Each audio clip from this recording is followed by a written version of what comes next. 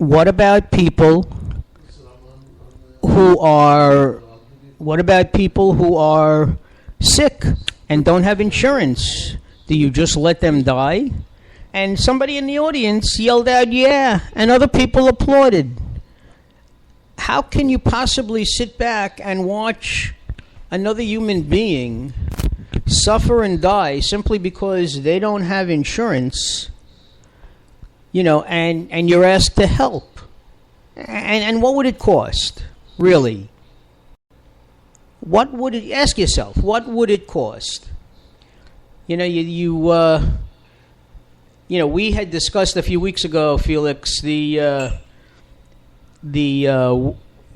fast food workers wanting a raise, a substantial raise, understandably so, because many of them had full-time jobs and they're taking care of families on next to nothing, okay?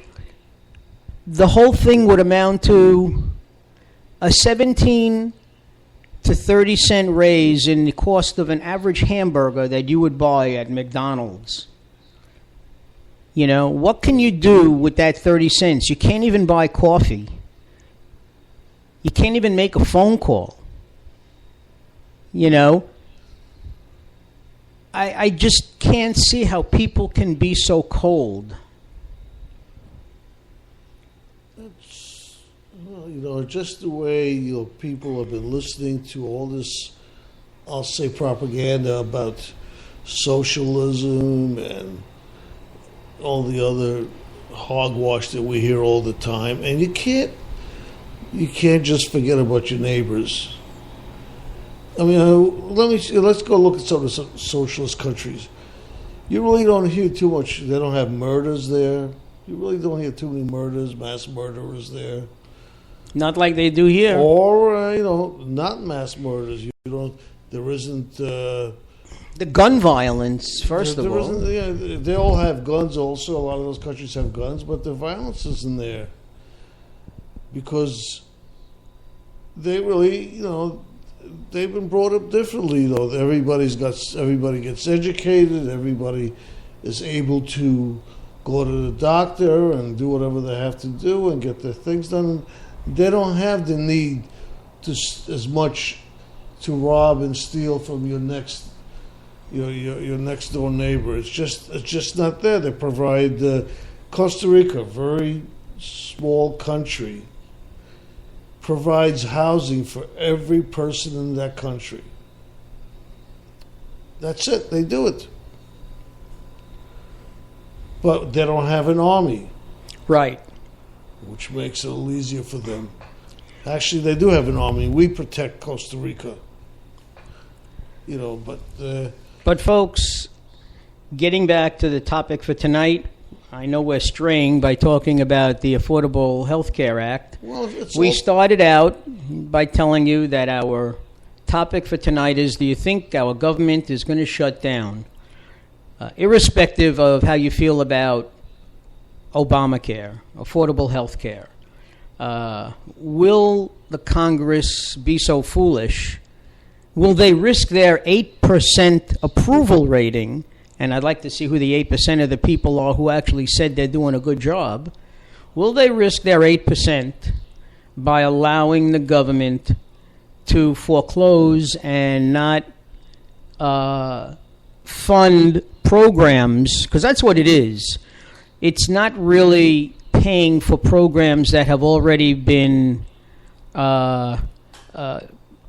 utilized or put into use. This is money that is needed to fund programs that have been approved by Congress and have yet to be implemented. So, are we just going to... look at this sequester. This was only supposed to last a month. I don't even know how long the sequester is now. It's been months, way before the summer. Well, what's fun? We're finding out that we could live with the cuts, which means we're probably wasting money. Yeah, but you know something? You know what's happening? The government workers who were affected were told, they weren't asked, they were told that they would be working 5 days a week and being paid for 4 in some cases, and that extra day was on them, or they were just told that they were going to go with skeleton crews, for 1 day a week. I think the only choice they actually had was which day they would prefer to stay home and not work. And then, like I said, Home Depot furloughing 20,000 workers, taking them off the full employment ranks, and now making them part-time, just so they don't have to pay for any benefits. Now they don't have to pay for holidays for them. They don't have to pay for medical care, no pension plan. So let us know what you think. Remember, our number here is 516-665-1860. Or you can Skype us at truckingtoheaen. Now, guess what? All these companies are pretty profitable. And for them to give a couple more cents to provide medical, I don't think it's so terrible. I have a small company, and we've always provided medical insurance for the employees. My feeling was always been that one of the benefits of working in a job is to have medical benefits, and I've always looked for that in any employment that I've had. And when I started my own business, I felt that strong enough that I always provided the insurance. Yes, it's expensive. There were times I took pay cuts to make the insurance possible, or I wouldn't collect a salary, or cut in other things. But I felt this is just one of the things that, as an employer, it's my obligation to provide to my employees. And I remember, first of all, I think that's very commendable and noble of you. And I remember back when I was in college and I was working for an engineering company, and they were going through some bad times, so we were told sometimes to hold on to our check for a day or two before we deposited it. Mm-hmm. But at the time, I didn't realize that the people in charge of the company were going without their salary. They were turning the money back into the company. Okay, they were just drawing enough money to pay rent, to buy food, nothing luxurious. So, you do what you have to do. If you provide for your employees, they will be there for you when you need them. Yeah. Well, a lot of times people used to say, why do you do this? I said, because I provide for my family. And he goes, how many do you have in your family? I said, well, right now I have 30 in my family, and my extended family is a lot more, because now I'm providing insurance for all my employees. They all have wives, and they have kids, and it just filters down. And as far as the company is the family, and you provide for your family. That's the way it's got to be. Yeah, doesn't it say something about that in the Bible?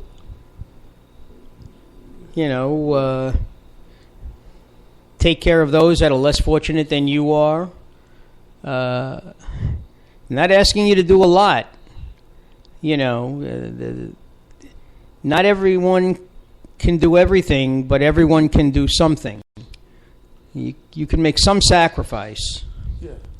And I'll tell you something, and when you make these sacrifices, a lot of people still don't appreciate you, but it really doesn't matter. You're not doing it for people to approve of you. You do it because it's the right thing. And, it's hurt me a lot of times, like I said, but I've never felt that I was doing the wrong thing. I've always felt that it's what I must do, that I have no choice. I remember reading an essay at my son's bar mitzvah, and the ending of the essay was, the true test of a man's character is what he would do if no one was looking. Okay? You're not looking to get a pat on the back. You're not looking to get fan mail, all right? You're just looking to do the right thing. And I'm sure you've seen bumper stickers that attest to the same thing. Do some act of kindness anonymously. It's paying something forward. You're a little more fortunate than others.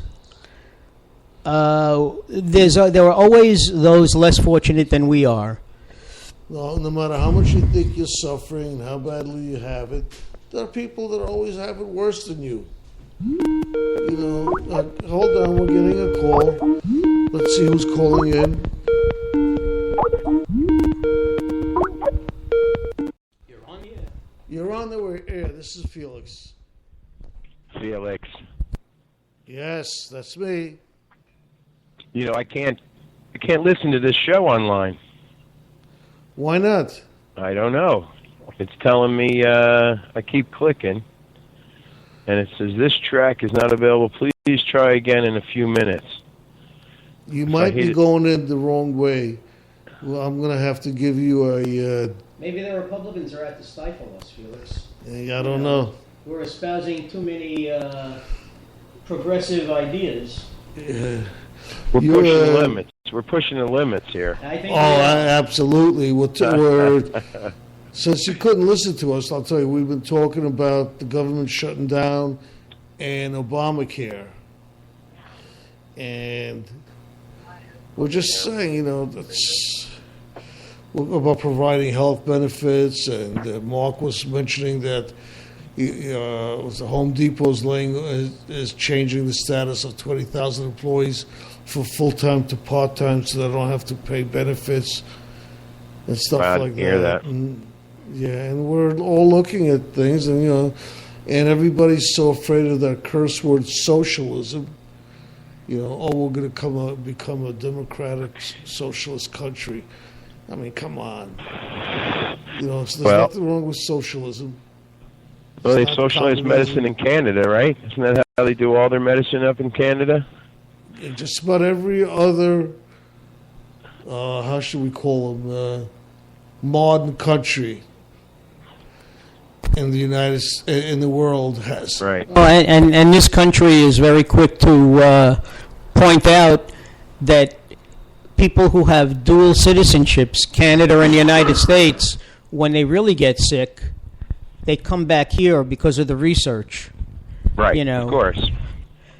And then they all claim that that's why that's why our medical people are so expensive. Exactly. Because we spend the money on all the research and everything. Yeah. Do you know who Huckabee is, right? Oh, sure. Very conservative. He was on the air saying that he thinks all research in the United States should be done by the government.